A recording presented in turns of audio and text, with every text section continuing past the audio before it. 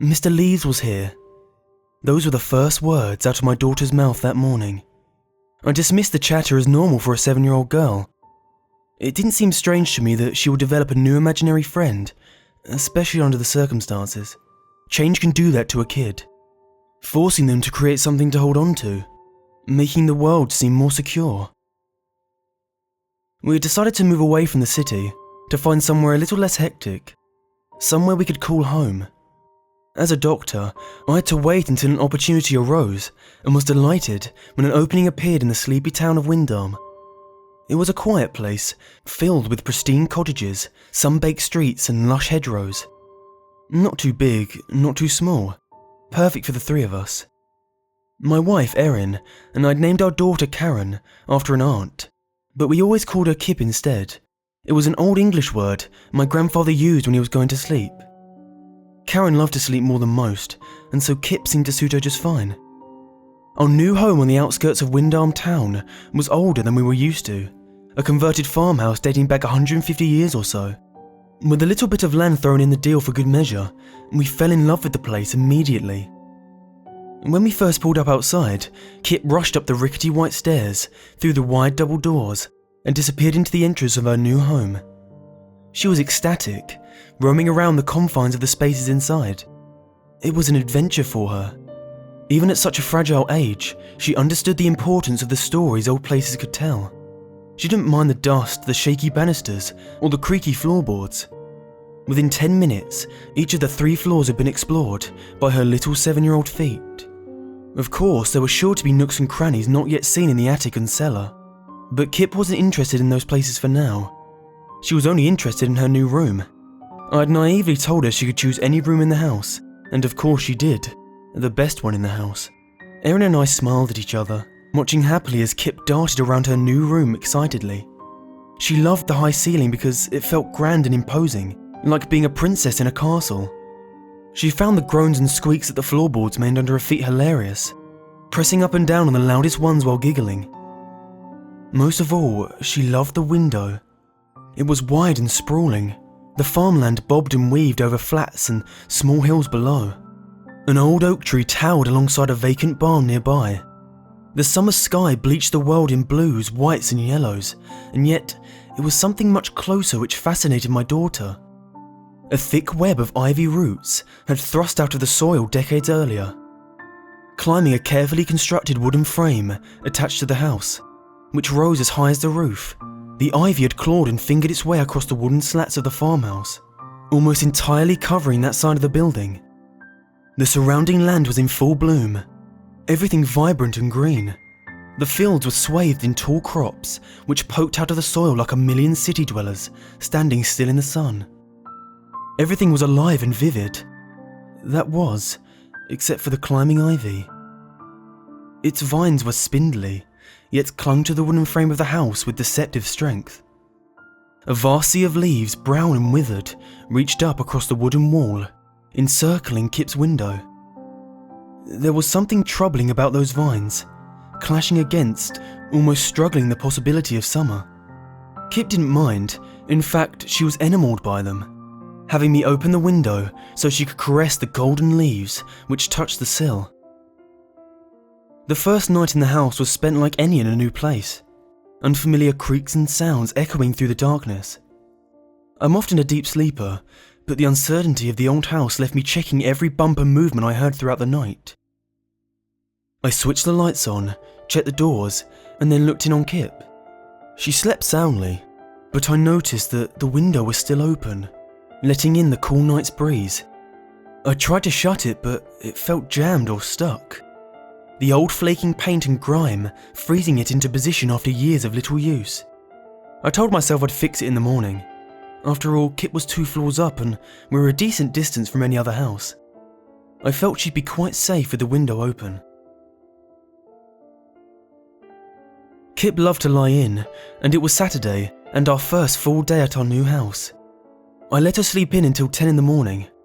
When I entered her room with a bowl of cereal and a glass of orange juice, I noticed how cold the big old room could get, even in the summer. She lay on her bed asleep.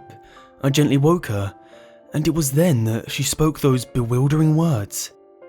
Mr. Lees was here. She seemed frightened, so we talked about it. He scares me, Daddy, she offered but didn't want to say any more. I comforted her, saying that it was probably just a bad dream. Moving to a new place can be pretty scary by itself. But she still seemed uneasy. It was obvious to me that she was speaking about an imaginary friend. But the conversation disturbed me enough that I talked it over with my wife, worried that our daughter might not be adjusting well to the move. It's hard to leave your friends and school behind. That day, more things from our old home arrived.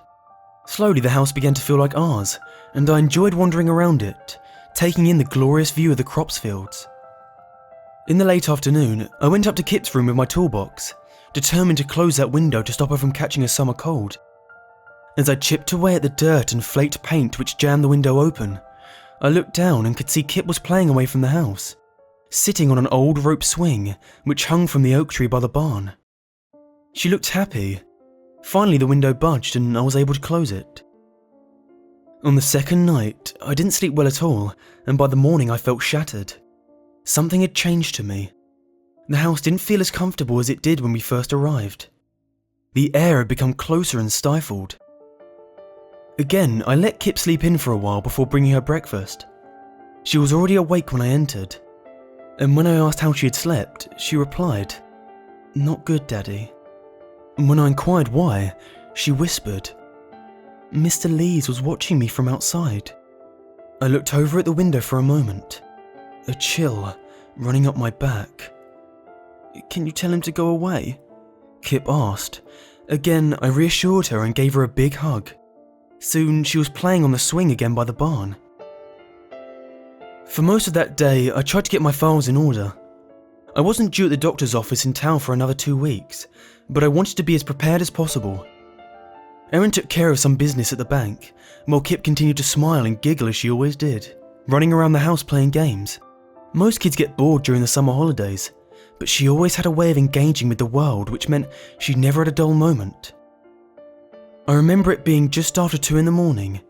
It was dark, but something had pulled me from a heavy sleep. Uncertain at first, as I opened my eyes to the darkness, I realised what it was. Kip was talking. I didn't want to disturb Erin, and I knew it was probably just my daughter talking in her sleep, as she had done before. But as I walked barefoot across the creaking floor towards her room, I kept thinking about those words.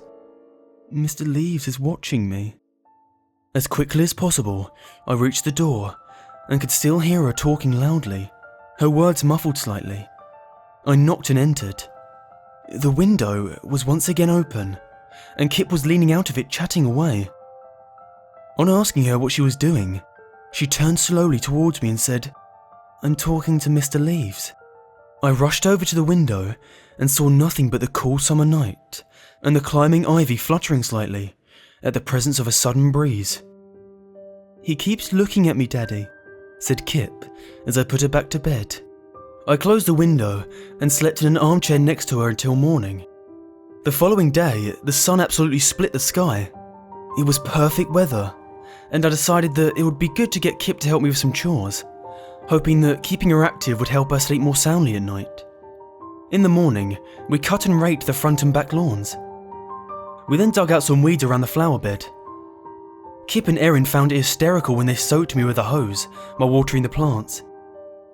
Finally, I decided that Kip and I should take a look at the old barn. It had been included in the sale of the house, but hadn't been used for years. I'd only been inside once, when viewing the property months previous, and that was just a quick peek without going inside. It was the house I was really interested in. Kip had been helping her mum wash the car when I took her hand and said, "Fair maiden, are you ready for an adventure?" "Yes," she replied with delight. Erin smiled approvingly. "Okay, let's go," I yelled. I grabbed her hand and led her around the side of the house, where her window looked out, high above. Picking her up and putting her on my shoulders, she laughed loudly. "Go, Daddy, go!" I ran forwards towards the barn, but as we passed the old oak tree, she suddenly stopped laughing. At first, she asked quietly, "Where are we going?" Another few footsteps, and it wasn't long before she burst into tears, shouting and pleading for us to go back to the house. I stopped immediately, shocked by her response. I gave her a big hug as my wife came running. "What's wrong, honey?" asked Erin. Through tears and a shaking voice, Kip replied, "Daddy was taking me to the barn." "And why did that upset you?" "Mr. Leaves, Mr. Leaves." At that, she continued to sob and cry. Erin comforted her as I marched inside. I was going to put a stop to this nonsense. Grabbing my toolbox, I ran up the stairs into Kip's room. In a few minutes the job was done, and the window had been nailed shut. There'd be no more talking to Mr. Leaves. After making Kip her favourite supper, and letting her stay up a little later than usual to watch a film with us, we both tucked her into bed back upstairs. She didn't seem upset, and when we brought up the idea of her moving rooms, she swore to us that everything was fine. She really did love that room. Erin read her a story, we kissed her goodnight, and then we went to bed. I woke up to the sound of screaming. No one can underestimate the power of a child's cry for help on a parent. I leapt out of bed and tore across the hallway in the dark, bursting into Kip's room. She lay in the middle of the floor, sobbing in fear. My eyes had yet to adapt to the darkness, but as I instinctively stepped forward to pick my daughter up from the ground, I knew I was not alone. A sharp pain seared across the back of my head as I fell to the floor, dazed. "Daddy!" Kip screamed as she clutched onto me for dear life. The sound of feet came once more, and as I rolled over I saw my wife, Erin, running through the doorway. I tried to warn her, but the strike to the back of the head had left me both bloodied and sluggish. As any loving mother would, Erin ran to her family's aid. A tall, darkened figure then reached out from behind the door, grabbing my wife's throat with grizzled hands and smashing her head into the wall. Her body crumpled to the ground. I staggered to my feet and began swinging my arms as hard as I could at the beast, but in such a daze, the warm trickle of blood running down the back of my neck, it was easy to be outfought. I tried my best. I tried. Something smashed against my jaw, then my nose, crushing it into my face. I gasped and fell to the floor. Kip held onto me once more, screaming, crying, her world undone. There was no comfort I could give, no offer of protection. The blood from my shattered nose filled up my mouth as I lay on my back. I tried to rise once more, only to be battered again by an unseen force. Kip sobbed, and in that moment I knew I'd failed her. The tall figure stood in the darkness, grabbing Kip by her long locks of beautiful brown hair, and yanked her head backwards. She would not let go of me. Again the figure pulled sharply, this time wrenching my daughter straight out of my arms and lifting her up by her hair. Suddenly, the room was bathed in a shower of shattered glass.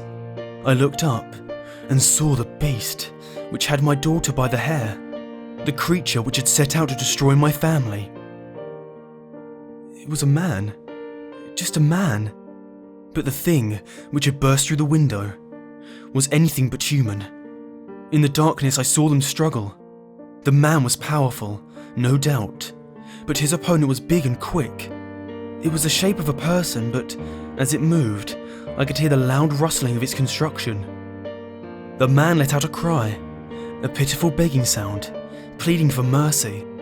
He dropped Kip to the ground. Silence. Nothing but the rustling of leaves in the night. One last gasp was heard as our attacker was dragged through the open window to his death. I don't know how long I passed out for, but it was Erin who woke me.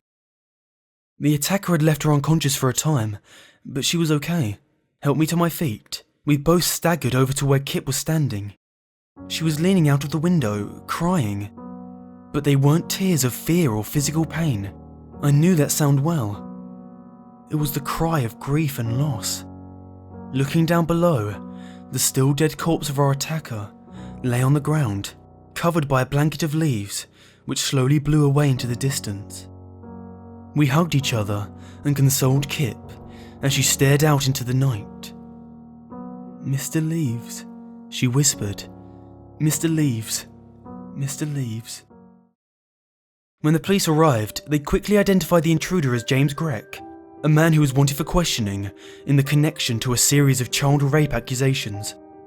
He had been hiding in the old barn for a while, most probably because the house had been empty for a number of years. When he saw that a family had moved in with a young daughter, he couldn't resist the opportunity. We quickly moved from the old farmhouse to a new place across town, but even then we didn't last long. The memory of that night, being so close to where it all took place, was too much for Erin and me. But most of all, we wanted to protect our daughter. Within 6 months, we had left the town of Windom for good. Kip is now 10 years old. She's happy and continues to surprise us day by day. She says she wants to be an explorer. There's all sorts of stuff out there, waiting to be found, she says. After that night, I tend to agree with her. I often think about what happened and what it was that we saw. What saved us. The only hint of an explanation was given to me a month before we left Windom. I was drinking in a local bar and started chatting to an off-duty police officer who had attended the scene the night we had been attacked. "It's a shame you left the old farm. The place deserves a nice family," he said, drowning in his 6th beer. "How can a place deserve anything?" I asked. "I suppose it's silly. I knew the previous owner, Mr. and Mrs. Dimitra. Nice folks, lived there for years, cared for the place. And what does that have to do with my family living there?" "Well, they loved kids, but never had any of their own. Don't know why. What I do know is that everyone around here loved them both. They always did nice things for the kids, helping out and such." "I still don't understand," I pressed. "They were always doing stuff for the kids of the town, Halloween, Christmas, whenever.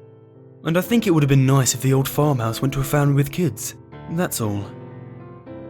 It was then that I plucked up the courage. Whether it was the alcohol or the timing, I don't know. To ask the question I needed answered most. The question I'd not dared ask anyone for fear of looking stupid. But by then I was leaving, so it didn't matter. I just had to know. "Have you ever heard of Mr. Leaves?"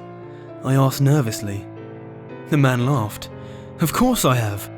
I was shocked. Someone knew about the house. He continued. "When Mrs. Dimitra passed away, the old man was heartbroken about losing his wife. He threw himself into volunteering around the town. You know the Windom Park in the middle of town?" I nodded. "That was Mr. Dimitra that did that. Used to be all overgrown and barren, but he got the community interested in chipping in, so we all sorted it out together. The old man could move mountains. Anyway, he just worked away, fixing the park and planting trees, as well as keeping his own garden going, before he passed away." "What does this have to do?" I said before being interrupted. Really into his gardening was Mr. Dimitra, or, as the kids called him, Old Mr. Leaves.